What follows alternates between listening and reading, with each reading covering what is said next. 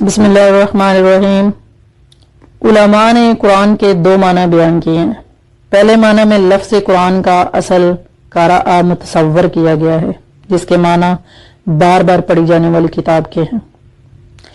یا میں اپنی بات مکمل کرنے سے پہلے ایک نکتہ عرض کرتی چلوں کہ آسمانی کتب میں صرف قرآن کریم ہی قطعی اور ناقابل تحریف کتاب ہے، اور اسی وجہ سے قرآن کریم کی تلاوت خواہ ترجمہ اور معنی معلوم نہ بھی ہو، باقی تمام اذکار وظائف سے زیادہ اللہ کریم کے قرب کا ذریعہ ہے۔ اور پھر آپ خود اندازہ لگائیں کہ اگر تلاوت کے ساتھ ترجمہ اور الفاظ کے معنی کا بھی ادراک ہو تو قاری قرب الہی کے مراتب کیسے تیزی سے طے کرے گا۔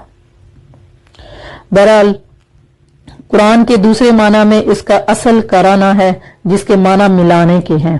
لفظ